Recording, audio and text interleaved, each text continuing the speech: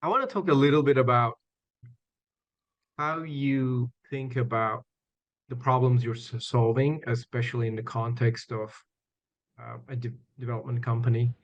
Maybe tell us a little bit about how you focus on the various stages of development, where the company's focus is, but maybe tell us a little bit about the key problems you're solving in that process as well.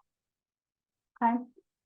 Yeah, I think the solar coaster is called the solar coaster for a reason. There's lots of problems throughout the entire ride from the very beginning when you're greenfielding projects, when you're going out there and talking to landowners. You have to consider things like, does that landowner meet our compliance obligations? Do they represent the same values that we have as a company? It's hard to find land, and yet we want to make sure that those landowners represent the same values that we have with our employees and with our customers.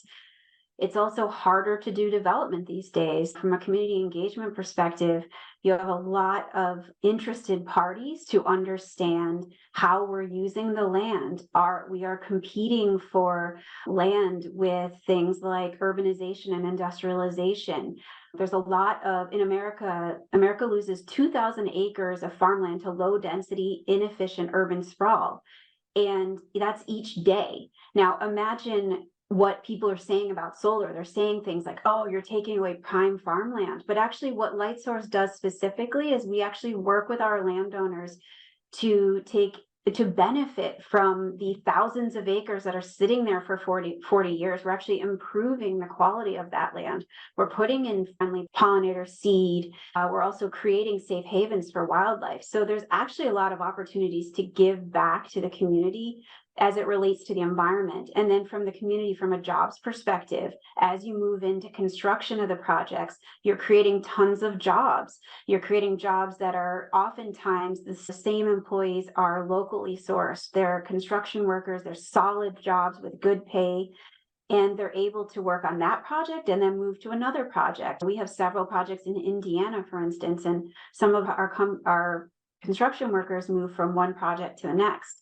And so it's important that we're considering, okay, you have the community acceptance during the development period, during the construction period, and then during the operating period. These projects are around for 40 years, but that's a long time. You want to address multi-generational farming, for instance. As I was mentioning earlier, Bellflower is a solar project where we have a father and son partnership, which they're actually the multi-generational family farming.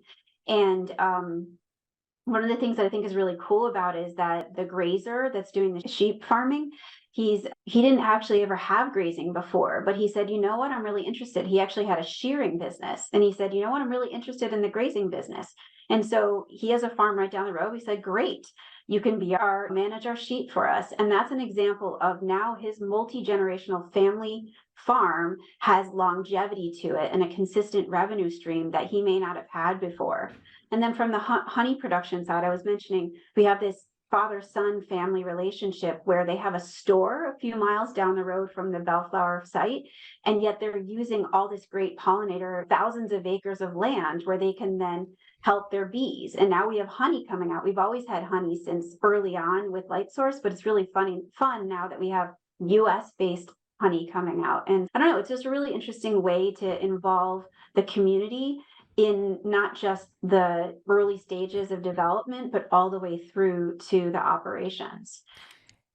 Is that honey? I've seen, just a curiosity, I've seen some of the solar plants that they will sort of brand, co-brand, or in some way label that honey as coming off of a solar farm. How do you think about utilizing the agrivoltaics focus that you've just enunciated as a way to create visibility for Lightsource and the good that you're doing in the community, right there in the community and beyond? Yeah, so we've actually had Lightsource branded honey for many years, especially out of the UK. One of the first things I loved when I joined the company, they gave me a little jar of honey that had the No Lightsource way. brand on it. I gotta And get so, some. yeah, it's awesome. And now we have it coming out of Bellflower, which is a great example.